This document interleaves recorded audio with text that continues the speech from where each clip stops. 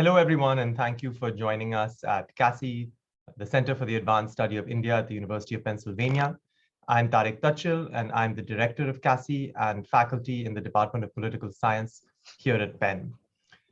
I'm delighted to welcome you to a Nand and Jeet Khemka Distinguished Lecture featuring Ambassador Shyam Saran.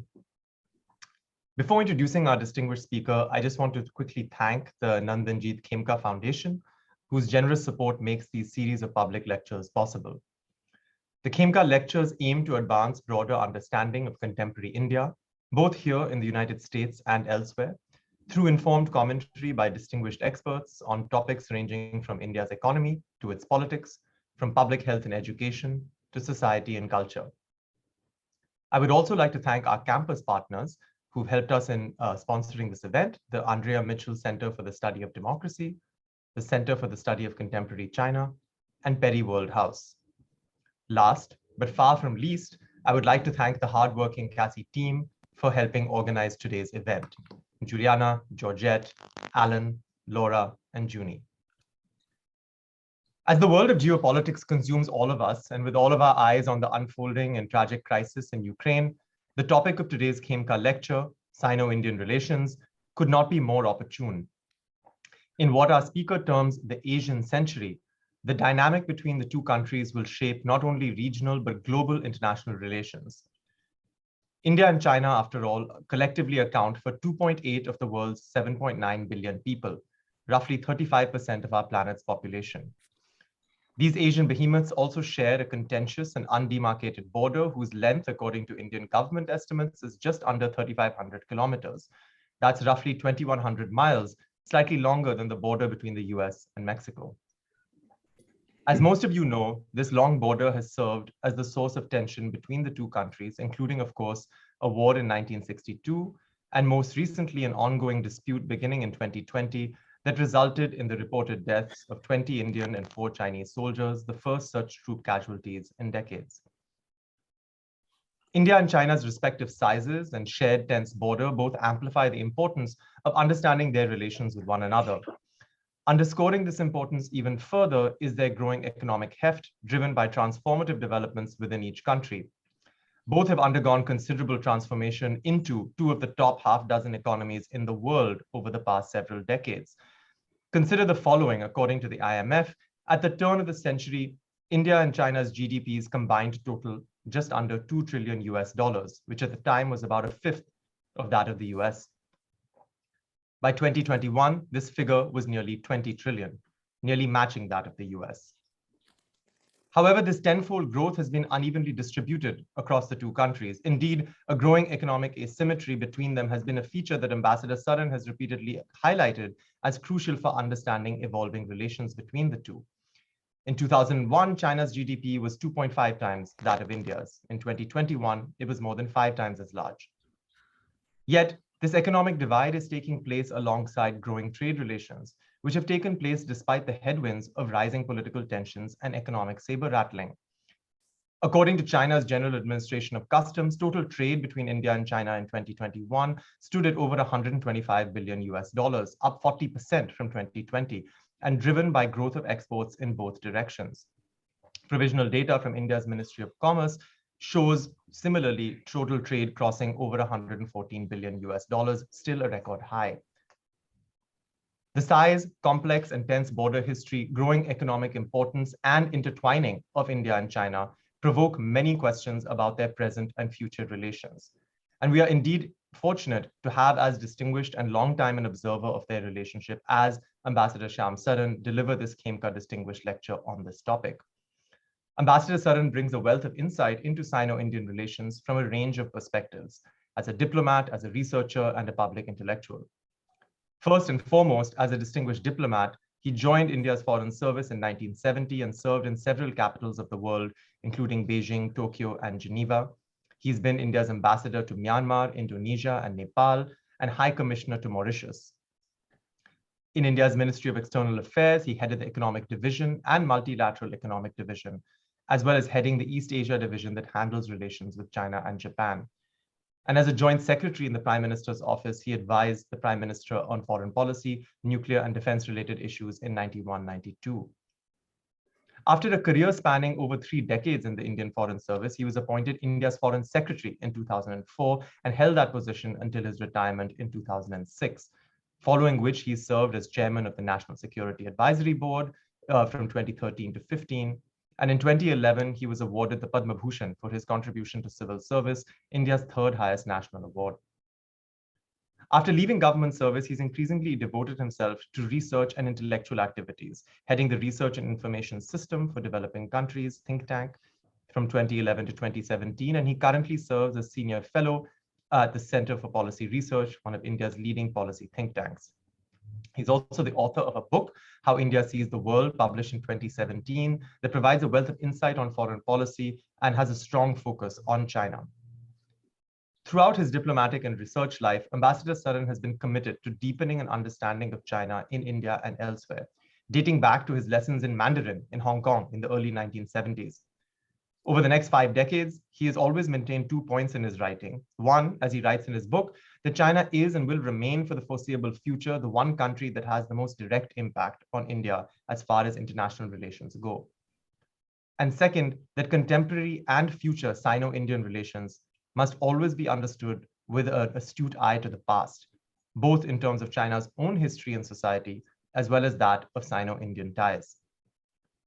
We are fortunate to have such an astute and erudite observer to help us understand this topic of his lecture, Overlapping Peripheries, How India and China Will Navigate the Asian Century. Before handing it over to him, let me remind you to please enter any questions you have that come up in the Q&A box, and I will try to pose as many as I am able to Ambassador Saran following his remarks. Thank you for joining us once again for this Nand and Jeet Khemka lecture. And Ambassador Saran, the floor is yours. Thank you so much. Thank you, Tariq. Thank you for that very generous introduction. Let me thank Kasi and also the Khemka Foundation for inviting me to deliver the lecture in the Khemka Distinguished Lecture Series. My thanks also to Tariq himself, the director of Kasi, for hosting this event. So I had originally decided to sort of focus attention much more directly on India-China relations, particularly in the light of what has been happening recently at the India-China border, and what the trajectory of the India-China relations would be in the future. But I have revised my remarks to take into account some of the very dramatic events which have been taking place in Europe. The tragic events which are unfolding, continuing to unfold in Ukraine. So while the Russian invasion of Ukraine has, of course, shattered peace and security in Europe, and perhaps could even escalate further, it is not perhaps surprising that the focus really at this point of time is what is going to be the future of Europe. Are we on the threshold of a new Cold War? Is there going to be perhaps an extended period of a kind of a military standoff in Europe? What does this mean for NATO and relations with the United States of America? So it is not surprising, as I said, that the focus is very much on what is happening in Europe. But I think in looking at what is happening in Europe, I think we have lost perhaps some focus on the role that China has played and will play in this unfolding of events. So number one, after this series of events erupted in Ukraine, I decided to go back to the very historic joint statement between China and Russia on February 4 this year during the Beijing Olympics, and to perhaps reread some of the provisions in that joint statement. And it appears to me that number one, I do believe that the kind of statements which were made during that visit, in fact, were a prelude to what Russia has been doing currently. I think we should look at that link carefully. If we look at the joint statement, we see that with respect to what may be called in this case the peripheries in Europe and Asia, there is this very interesting language, which I quote: Russia and China stand against attempts by external forces to undermine security and stability in their common adjacent regions. I think these three words are very important. And intend to counter interference by outside forces in the internal affairs of countries in that adjacent region. So there seems to have been some kind of a, shall I say, tacit agreement that the security perimeter that both countries are looking at goes, in fact, much beyond their national borders, and that this is somehow legitimate. The second aspect is, I mean, some people were saying that China may be a little uncomfortable with what has been happening, and the fact that Russia has invaded a sovereign state, violated its territorial integrity, cannot be of much comfort to China. But if I look at the reaction of China to what is happening in Ukraine, what strikes me is how, in a sense, supportive China has been. So I was looking at, for example, the statement made by the Chinese Foreign Ministry spokesman yesterday, and she said that, quote, China is closely following the situation in Ukraine. We call on all parties to exercise restraint and prevent the situation from getting out of control. We have stated China's position multiple times on the Ukraine issue. The issue has complex historical background and merits, and the result we are seeing today is at the interplay of multiple factors, unquote. I mean, if you perhaps cut through the jargon, it is that yes, Russia has a certain legitimate interest with respect to what is happening in Europe and the status of Ukraine. So I don't think we should miss on the very strong connection that there is with respect to Russian actions in Ukraine. I think the joint statement of February 4, to me, it appears, looking at what has happened since then, that Putin would have, in a sense, perhaps taken China into confidence with regard to what he had in mind, and China has extended its tacit support to Russia. Now, of course, China will want to extract some price for what it has been doing, supporting Russia in this case. Of course, there will be, I think, with regard to Taiwan, you have seen that there has been a affirmation of Russian support for China on the Taiwan issue. But I think what is perhaps very important to note is, to me, that this could be in some way a kind of a rehearsal for what China may be planning to do or contemplating with regard to Asia itself. Looking at what the reaction of, for example, the United States would be, looking at the reaction, for example, of what Europe would be. The fact that, the United States of America, the European Union would impose sanctions that I think was already factored in by Russia in undertaking this. As long as there was a clear understanding that there's not going to be any kind of a military response, it seemed as if this was in that sense, not such a high risk operation. Would China come to a similar kind of conclusion with regard to, say, Taiwan? That is something we should think about, whether China has been looking at this as a possible, in a sense, a kind of an example that could perhaps be taken as a reference point for what it has in mind with respect to the events in Asia. I would hope that in the reaction that we see from the United States and from Europe, this China dimension is not lost sight of. That the support of China has been an enabling element in what we are seeing unfolding in Ukraine. So that is one important point I would like to make. And if that is the correct reading of the situation, then of course, from the Indian point of view, it has very serious implications. Because I think one of the things that we need to understand is that China has not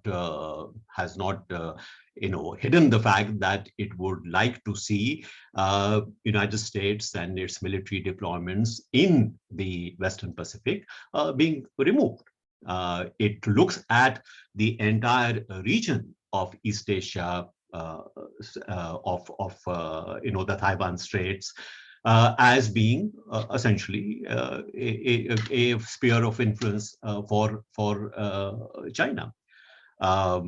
If you look at the relationships that have developed with the Southeast Asian countries, it is difficult to see any of the Southeast Asian countries, in fact, pushing back against China, given the overwhelming difference in their power capacity. Now, my understanding and my reading of Chinese view of power, interstate relations, China has a very hierarchical view of power. So if you see the Confucian sort of orthodoxy, it is that harmony can only be maintained if there is a respect for hierarchy. That is, every entity should know where it belongs in the pecking order, as in a sense. And whoever is at the top of the pecking order, which is, if in the family, it would be the patriarch, in a country, it would be the sovereign. If somebody falls out of line, then he has to be brought back into line through punitive measures. So while at a time when its power was limited, China was certainly pushing the idea of multipolarity. Even today, it has the rhetoric of multipolarity. But as its power has increased, in fact, the sense of multipolarity has faded into the background. So today, China talks about, different kinds of relationships. One, the most important is a new type of great power relationship, which means essentially its relationship with another great power, the United States of America. Then below that is relations with neighboring countries and other developing countries. Then you have, multilateral, organizations. That is how they have sort of slotted various relationships that they have externally. So in that sense, when they are looking at Asia, what they would like to see and what they think is necessary in terms of maintaining of peace and harmony in this part of the world is an Asian order which also observes hierarchy. And of course, as far as China is concerned, it should be at the top of the hierarchy. This has been, according to China's reading of history, this has always been the natural place of China. And therefore, all that China is doing today is really going back to where it was for centuries. So this is something which needs to be understood. And I think what China is looking at is to see whether or not this particular frame that they have in mind for Asia the time has come to actually put it in place. So if you look at Chinese writings, there is increasingly a kind of a view that this is a moment of opportunity for China. And of course, I think this is the same as far as Russia is concerned, that there is a certain opening in the international system as a result of the relative weakness of the United States, perhaps a polarization, domestic political polarization in the United States, which makes it difficult to have a decisive kind of a leadership. There is also a sense that even though power may be there, but the willingness to use that power, the will to power, perhaps has diminished. And therefore, for an expanding power like China and for a revanchist power like Russia, this creates an opening that should be exploited. Perhaps this opportunity may not come again. So we should not underestimate the power of this kind of a perception. So when Xi Jinping is talking about, the China dream, is talking about what China would be in 2049, in 100 years of the PRC, I think we should take that seriously. Now, in that scheme of things, where does India stand? I think that's the question that we have to ask. And what do events in Europe really mean for India-China relations? So let me straight away make the point that this has complicated India's security situation. It has worsened it in a sense. One, what does this mean for India-Russia relations? Now, our assumption had been that even though China-Russia relations have become increasingly close and that partnership has become stronger, but Russia has a certain sense of itself as a great power, and that it would not want to play second fiddle except tactically to another great power. Also, our assumption was that if we are talking about the near neighborhood, which seems to be so important to Mr. Putin, whether it is Central Asia or Eastern Europe, which is the power which is expanding the most in these so-called near neighborhood areas? It is actually China. So longer term, our sense was that perhaps their interests are not as aligned as we think they are. But obviously, from what we see happening today, and as I mentioned to you, the joint statement of February 4, to me, certainly the joint statement of February 4 is a landmark document. It does represent a geopolitical shift. Is it in the same character as the 1972 Shanghai Communique? Perhaps not exactly the same, but it is of a similar character in terms of its consequences. So I think we have to take into account the significance of that. So in terms of India-Russia relations, we will have to begin to question whether those assumptions that lay behind our continuing to attach great importance to India-Russian relations, are those assumptions still valid? Perhaps not as much as they were before.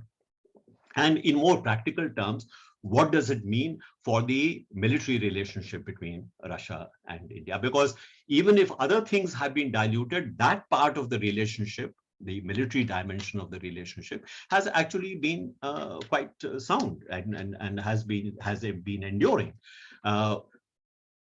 If Russia is beholden to China in terms of its support for what it is doing in Europe, would China, for example, not pressurize Russia to maybe dilute that military relationship, particularly since most of those arms are actually for use against China? That is the reality. So is that going to become an issue in China-Russia relations? So that is something that we have to watch out for. The second aspect, of course, is with regard to the situation in Asia itself. What does this mean with regard to, for example, the future of the Quad, which is the United States, Japan, Australia, and India? Because there is no doubt that we have attached considerable importance to the Quad as a kind of a countervailing coalition to the expansion of Chinese influence in this region. Now, is the reading of China, looking at what has been happening in Europe, that a further expansion of Chinese influence in this region and a much more assertive posture by China in this region is perhaps not going to invite a very significant riposte from the United States. Yes, the United States maintains a position of strategic ambiguity as far as Taiwan is concerned. If China actually attacks Taiwan, then it will not know whether the United States will react to or not. But to my mind, strategic ambiguity is a double-edged sword. I mean, it also means that the US may not, in fact, respond. And if I see some Chinese writings, they seem to point out that in terms of the stake which the US has, it probably has more stake in Europe than it has with regard to East Asia, certainly with respect to Taiwan. We do not expect, this is the way the argument goes, that the United States of America will spend treasure and weapons in order to defend what is probably not going to be defensible in any case. Now, this may be a misperception, this may be a miscalculation, but we should not underestimate the power of this this kind of thinking, particularly the kind of arrogance which we see in China with regard to its external relations. Now, in terms of that kind of greater assertiveness, greater aggressiveness, that's again not very good news for India. We are not very certain how the Quad will now look at the developing situation. So this is the other aspect, that are we going to see India being put in a more difficult security situation? Are the pressures on its security going to increase? Are we going to see, for example, greater activity again on the India-China borders? This is something which certainly would be worrying us. What we have seen is that, of course, this happens with every major power, that as its economic and military capabilities increase, its security perimeter also starts expanding outwards beyond its borders. And that's the same thing which is happening with China as well.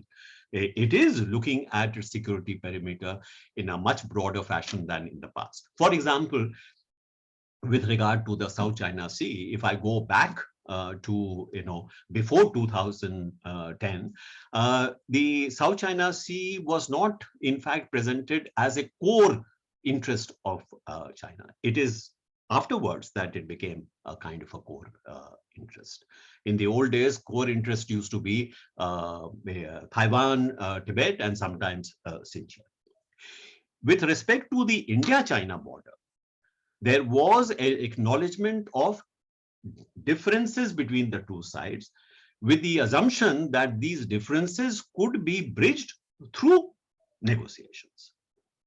Now, in respect to the clash which took place in June 2020, where Tariq referred to the fact that Indian lives were lost, and some Chinese as well. This was the first clash which took place in which lives were lost. after 1976. That was the last time that we had a similar kind of a situation. Now, the difference this time has been that in responding to or in projecting the clash at this place called Galwan, the Chinese did not say that there was a difference in terms of, where we thought the line of actual control was, but to say this is sovereign in Chinese territory. Now, as soon as you say it is sovereign Chinese territory, then where is the room for compromise? So it's essentially saying that, this is where our territory is. So we see that change taking place in terms of how even some of these border issues, the differences on the border, are being presented. More and more being presented not as points of differences between the two sides, which should be settled through negotiations, but to say, no, this territory belongs to us. So these attitudes are getting strengthened, and this makes it much more difficult, therefore, to think in terms of a negotiated settlement of the border, and therefore the continuance of pressures on India's borders. The other aspect is, of course, that when we are looking at how China is looking at the Asian landscape, it sees India as standing in the way of a hierarchical kind of an order. Here is India, which is not prepared to accept a kind of a Chinese-dominated order. This was very much apparent when India, sort of decided to not sign on to the Belt and Road Initiative of China, where most of the Asian countries had actually agreed. And we raised strong objections to that. And that was really considered an impertinence on the part of India. We also see that earlier, if there was a general sensitivity that China had with regard to Indian interests in the subcontinent itself, that has also started changing. So it was very interesting that when I was in Nepal, one of the new sort of slogans on the Chinese side was, if China has GDP, which is at that time it was 3 times that of India, why should it not have influence which is 3 times that of India in the neighborhood? So it was as if it was very natural for China to have that kind of a influence in the neighborhood. And what we see over the last several years is a very deliberate, calculated attempt to increase a Chinese presence, increase Chinese economic investment in our neighborhood, whether it is Nepal, whether it is Bangladesh, pressures on Bhutan, where they have expanded the area of dispute, border dispute between Bhutan and China. You have seen what they have been doing in Sri Lanka and Maldives. So India has had to, constantly react to these kind of, incursions, in a sense, in our neighborhood. The relationship with Pakistan has become much closer than it has ever been before. They describe themselves as iron brothers. So if we are looking at our periphery, not just the border issue, but with regard to the neighborhood itself, we find that this periphery is becoming more and more difficult to manage. And I have always maintained that if India cannot get its periphery right, if India cannot manage its neighborhood right, then its efforts to play a larger regional role, its efforts to play a larger global role that it wishes to, that would be that much limited. So the Chinese attempt is to tether India as much as possible within the subcontinent itself by expanding its presence in the region. Now we have because of the fact that there is such a huge asymmetry in power between the two countries. The kind of economic resources which are available to China are simply not available to India. So we have to find other ways of trying to, enhance our influence and presence in our region. Now, that's of course a different subject. How do we go about it? But I have no doubt in my mind that this has to be, in the response to China, this has to be the first order of business. That in dealing with a new situation which is developing, much more important than before has become this idea of a neighborhood first policy that we talk about. We need to really translate this into action very urgently on the ground itself. So this is something we have to look at. I think it is also going to be very important for us to really engage in very serious conversations with the United States of America, with our other partners, who may think that the focus is really Europe. We perhaps should be really looking at what's happening there. As I said, my own reading is that the implication of what is happening in Europe will be felt in Asia sooner rather than later. And before we are faced with a kind of situation that we have seen in Europe, we need to be prepared to address what could be a similar kind of challenge which we may face in Asia.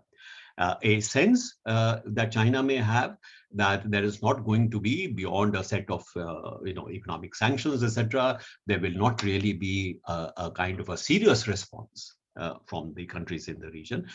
This would be, I think, handing in a sense the region on a platter.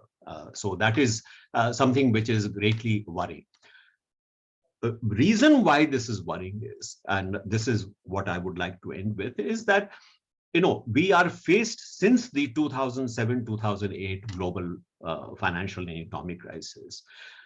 We are faced with a kind of a situation where the asymmetry of power between the US and China, this asymmetry of power has been diminished. United States of America, no doubt, remains the most formidable military power in the world. No other power has the global reach which the United States has. So this is not an issue. The question is the perception which has developed, particularly after what has happened in Afghanistan, the very chaotic withdrawal which has taken place, that the capability may be there, but is there a willingness to really assert that power and take some of the risk that may be involved in asserting that power, in deploying that power? And if that perception, wrong as it may be, takes hold in China's mind, that would be very dangerous. So I think this is something which we really need to seriously talk about, because with that asymmetry, particularly on the economic side, as you have seen, the relative power, even though the United States of America is the most formidable power on earth, the relative power sort of China has in fact increased. There is no doubt about that. And a coming together of China and Russia. And this is what I pointed out in my recent article, that this is something like the 1972 event of Nixon's visit to China. I said that it was the US doing a China on Russia, on the Soviet Union, then Soviet Union. Today it may be a China doing Russia on the United States of America. So that may not be entirely true, but I think we have to look at what the implications are going to be. Because India is faced with a situation where there is a diminishing asymmetry between China and the United States, but there is expanding asymmetry between China and India. So it's a kind of a double challenge for India. I think in terms of the strategic picture that is emerging, it is extremely important that we have to rethink some of the assumptions that we have been making about how events will unfold. And this will be very important for the future of Asia. If there is a perception in Asia that because the US is going to be far more preoccupied now in Europe, and therefore it will neglect the developing situation in Asia, that itself will be a very damaging perception. So whatever can be done by the United States, but also the other Quad partners to convince both countries in the region as well as globally that this remains a area of great importance to the United States and other Quad partners. I think it is very important to put that across as strongly as possible. So bottom line, as I said, is that we we do not unfortunately see the future trajectory of India-China relations in the light of what has been happening recently as taking us in a very positive direction. That trajectory, from our point of view, is going to be far more challenging, far more complex than we had perhaps imagined. And I'm sure that we will need to rethink many of the assumptions that we have been making in trying to formulate our policies. So let me leave it at that, and I will be happy to take some of the questions that you may have on these issues. Thank you very much. Thank you so much, Ambassador Sharan, for that rich set of remarks. We already have a number of questions coming in from the audience. Let me remind everyone in the audience to please enter any questions you have in the Q&A. But I'd like to invite Ashley Tellis to ask the first few questions. Ashley is the Tata Chair for Strategic Affairs and Senior Fellow at the Carnegie Endowment for International Peace, and has been a member of CACI's International Advisory Board for over a dozen years. So we've benefited a lot from his wisdom at many of our gatherings, and invite him to please kick off our Q&A session with Ambassador Sharan before I move over to the audience. Ashley, thanks for joining us, and floor is yours. Hi, Ashley. Thank you. Hi, Shab. It was such a pleasure listening to you today, and I must disappoint you by telling you that I could find no room for difference between your analysis and mine. And I say that it's disappointing because it makes life for a commentator really hard, when there is no fundamental difference between the speaker and the commenter. But let me, there are two large questions that jumped out of your analysis for me. One is, the US will have to do a much better job with respect to reassurance, particularly about the priority of the Indo-Pacific in its own strategy. I am actually about that because the perception in the US is that for all of Russia's abrasiveness, it is still a relatively weak power, and the prospects for Russian national power don't look greatly appealing over the next couple of decades. Whereas China is an entirely different story. China is a major power. It will continue to grow even at a slower rate. And so the Chinese challenge to the US will be very pronounced for the next couple of decades. But because that is the reality, the issue that we are going to face is how do we manage Chinese power, especially in the Indo-Pacific, which, as you point out, is weak, but it's not weak simply as a matter of perceptions. I mean, people see the asymmetry and they think that the US is obviously considerably weakened, and that is true. But I would make the argument that it is actually objectively weak, because even though we have global capabilities, our ability to bring power to bear in the Indo-Pacific is actually much less than is desirable, given China's advances. So two questions sort of leap out to my mind. The first is, we are going to be looking to friends and allies to help play a role in compensating for that deficit.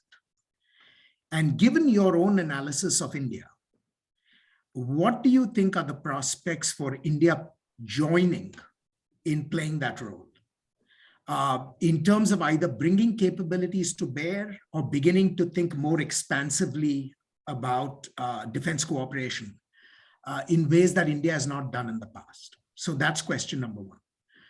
Question number two, and I think this is the fundamental point that I took away from your analysis, that a lot of the frustrations and the tensions in Sino-Indian relations are, at the end of the day, not disputes about specifics, but about the asymmetry in Chinese and Indian power. And the Chinese basically believe that they can get away with anything because they are simply powerful. Now, given that that seems to be the mood in China, and even more so with Xi Jinping, right? What is the future for internal balancing in India's strategy? Can India still continue to hold on to the notion that it can build enough internal capabilities to cope with the Chinese on their own? Or are you making the case that internal balancing has not delivered in a way that one would have expected, and that India must now begin to think of external balancing in partnership with the US and with the Quad much more vigorously than it has done in the past? And let me add just an asterisk here before I give you a chance to answer this. The Quad has become even more important than before for all the reasons that you pointed out. But we have a particular internal problem within the Quad, which is that we have a security relationship with the Japanese and a security relationship with the Australians. And the Japanese and the Australians have moved very quickly in the last year to essentially build up a bilateral military capability among themselves in terms of cooperative logistics, cooperative access, and so on and so forth. The odd man out there is India. So we have this triangular relationship between the United States, Japan, and Australia, which is the nucleus of military balancing and military containment. But we have a strong diplomatic relationship with India that is not matched by a military relationship. So in your view, do you think India is now at a stage where it would be willing to think of accelerated military contributions to the Quad in order to make it a more even quadrilateral, as opposed to this nucleus, the triangular nucleus between the US, Australia, and Japan? So over to you. Yeah, thank you very much. Let me say that with respect to your first question, is India prepared to bring more capabilities to bear on whatever may be the countervailing kind of coalition that we are looking at? The answer to that is it has to, even if it had no Quad to work with. I think given the nature of the challenge that it faces from China, there is no alternative but to in fact beef up its capabilities and to work with those who are ready to work with it in terms of having some kind of a restraining power in the region. If you see our conversations, for example, at the time when we were trying to negotiate the Indo-US nuclear deal, the point we were making was that India, for its own reasons, will in fact behave in the region in a manner that would be supportive of what the United States has as its objective. So even if there was no alliance between India and the US, in fact, India, for its own reasons, not because the US is asking India to do this, but India, for its own reasons, will have to do that. So in terms of the question that you are asking, of course we have to, because that is in the nature of how we respond to this challenge. So no doubts about that. With regard to are we going in the direction of becoming as a strong a partner, allied a partner as say Japan or Australia?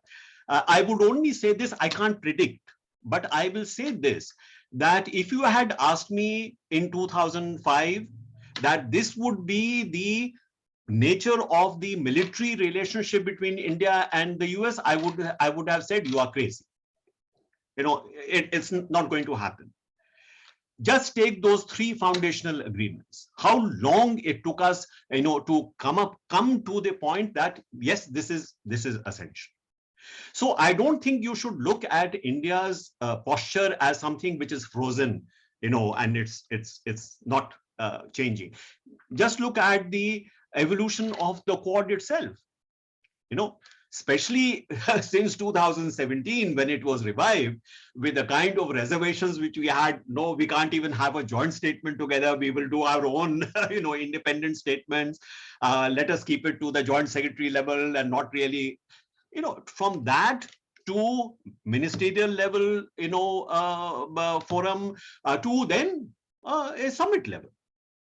So I think you should look at, how the trajectory has also evolved. I mean, countries don't take snap decisions on these issues in a hurry. But I think if I look at the speed with which both the defense relationship between India and the US has evolved, and the kind of the sort of crystallization, in a sense, of the Quad which has taken place, I think the direction is very clear.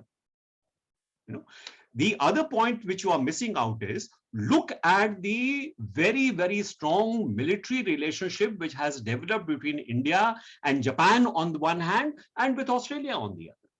I mean, I have served in Japan, in the late 80s. The Japanese would not even think in terms of having anything military to do with India. But look at the state of the defense relationship today. So what I'm trying to put across to you is that India is in fact embracing that external balancing. What is the extent to which it will go? I think, it depends upon how the situation evolves. And to that extent, the reassurance that you're talking about from the United States, this is going to be very important. That is why I said those conversations are very important. Because let me tell you very clearly that the general perception in India is, oh, the US has once again got embroiled in in the earlier it was in West Asia, now it is in Europe. They are not going to be able to really look at the threat here in Asia. I think it's very important to try and dispel that kind of misperception that there is. Internal balancing, obviously, I would say that is fundamental. I have always said that India needs to get back to a growth trajectory of 8 to 9% per annum. And I believe that India can. It's not that it's something which is not doable. And I always give the example of what happened during the time that you and I were also negotiating the nuclear deal. If I look at the period from, say, the turn of the century to, say, 2007, before the global financial and economic crisis, there was a symmetry between India and China. But what was the difference? The difference was that India was seen as shrinking that gap. India was growing at a faster rate. Now, that perception that here is probably the next China in terms of commercial opportunity, economic opportunity. Here is a country which has very substantial military capabilities. You saw the response of India to the tsunami in 2004, 2005. When suddenly the world became aware of the fact that India actually had tremendous power projection capabilities. So even though there was that asymmetry, we were seen as shrinking that gap. And that opened up a huge amount of diplomatic space for us. What is different today is that that gap is actually increasing. So in fact, our diplomatic space has shrunk to some extent. And the one most important way of getting out of that is precisely what I said, that you have to get back to that higher growth rate. And in terms of what I also keep pointing out, that India needs to be in terms of its national unity. If there is going to be communal divide, if there is going to be polarization in India, naturally our ability to project ourselves as a coherent powerful country, that also will diminish. So there are these factors which we have to consider. Thanks so much. Just say that was a master class, so I will yield it back to Tariq. No, I'm going to, since there was so much agreement there that Ashley found unfortunate, let me go to one of the audience questions that is from Dietrich Rietz, which provides an alternative reading. So I'm just going to read the question and have your reaction to it, Shyam. So Dietrich writes that there is also an alternative reading of the events in place. By that account, China has been comparatively critical of Russia violating Ukraine's sovereignty more than India, it is argued. Also, Chinese assertiveness is often attributed to the US geostrategic pivot to the Pacific and China going back to Hillary Clinton that seems to have provoked China to a significant degree. Also, India is understood by some analysts of satellite images to have actively provoked the border skirmish as an act of reassertiveness. Should it not be worrisome that the consequences of this behavior of the US and India are far more negative than expected? Are these actually miscalculations? So there's a difference of opinion for you. Do you want to have maybe a reaction to that, Shyam? Yeah. Well, I don't know what satellite images you might have been looking at, because all the satellite images show very, very clearly that, in the Indian forces had actually withdrawn even from some of the areas where they normally would have been deployed because of the COVID and because of the preoccupations, and their assumption that the Chinese were carrying out these military exercises on their side of the border, yes, and then decided not to go back. And then came into some of the most important areas. And they have not hidden that fact. They have said, as I mentioned to you, they have said that, we are here because this is our territory. This is our sovereign territory, which was not what they were saying before. So how can we say that this was provoked by the Indians? This is like 1962, that this was a counterattack in self-defense. I mean, contradiction in terms. So I think we should get the facts right. Did India respond? Yes, of course, India responded. I mean, we were able to at least prevent further, ingress. But for example, our ability to reverse some of the gains that may have been made by the Chinese side, yeah, we are not we do not have that capability. So I think as far as the border issue is concerned, I think there is enough evidence to show that, it would be foolish of India, given the asymmetry, to try and provoke a clash. And let us not forget that, since 1976, period of nearly 40 years, you had one of the most peaceful borders, despite the fact that we had a dispute.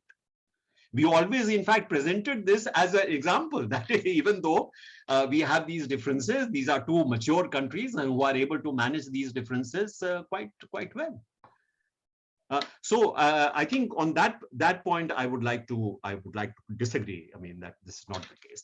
With regard to that China is worried about what the Russians have been doing, I in fact mentioned to you that one, if you go back to the joint statement, and I read out what exactly they have said with regard to the adjacent regions, that it is very important that they should continue to have influence in those regions.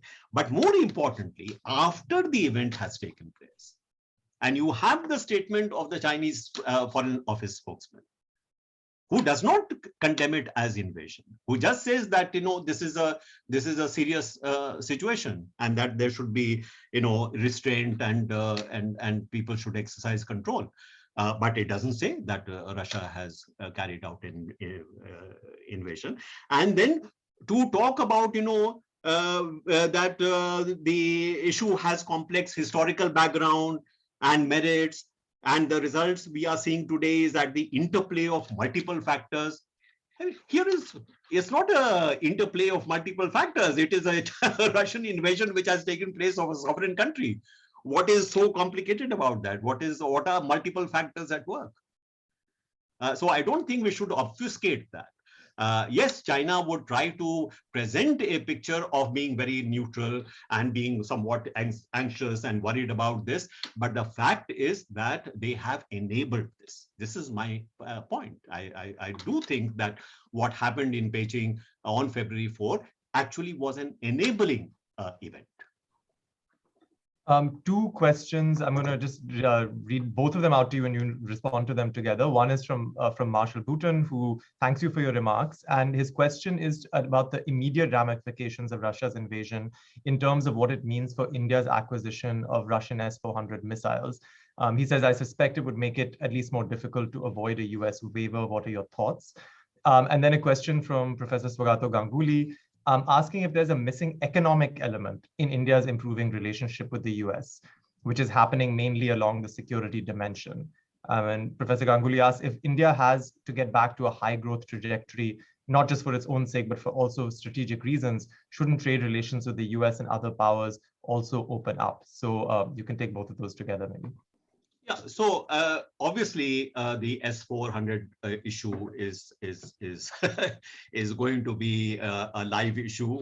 It depends upon how the United States of America, reacts to what has been happening, and does it expect India, to align itself more closely with the US, or is willing to cut India some slack. But that is one specific issue.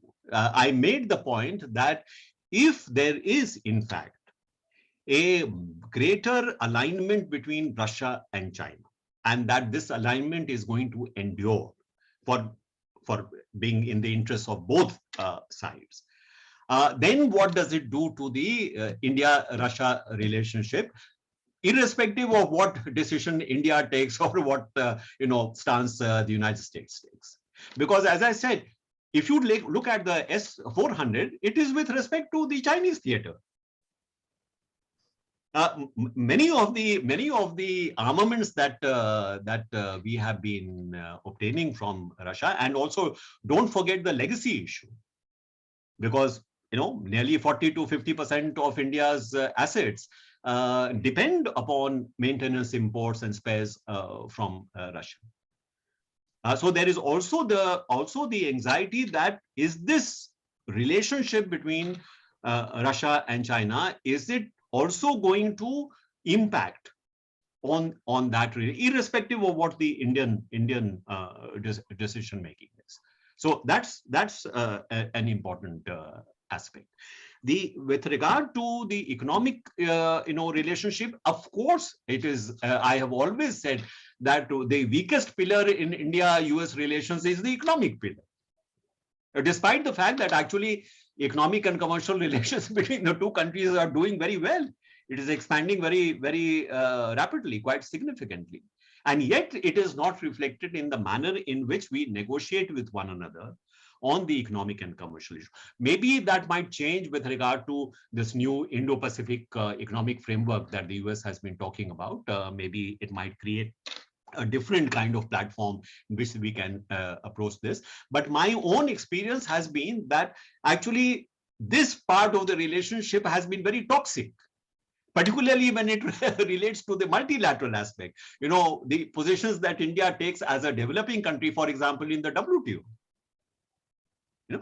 Now, the point I have made is that if India and the United States were able to negotiate through a really very, very complex legacy issue like the nuclear issue, to me, far more complicated, if we were able to, with the kind of political commitment which we had from the leadership of the two countries, we managed to overcome this. Why is it that we cannot bring that same kind of political commitment to negotiating through this?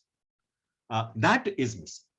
So I would hope that, yes, in taking the relationship forward, it is self-evident that if India does want to get back to a higher growth rate of, say, 8 to 9% per annum, the kind of geopolitical advantages that it has today in its relationship with the United States, in this relationship with Japan, its relationship with Western Europe, these are the things you need to leverage to bring that about. After all, the United States of America, whatever its relative decline may be, it still is the knowledge capital of the world.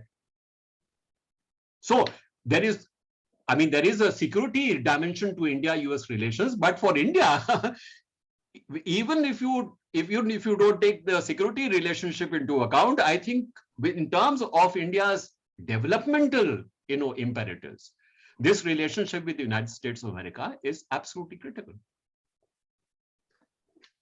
Thank you so much. Maybe in closing, Shyam, I could ask you, we've talked about the the kind of focus on the Quad, the Indo-US relationship. But a report, I thought maybe we could also focus a little bit just in closing on India's immediate neighborhood.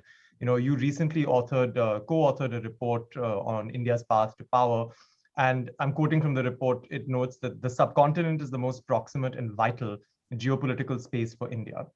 But it also notes that India is part of a deeply fractured subcontinent, a region divided against itself politically, economically, and strategically.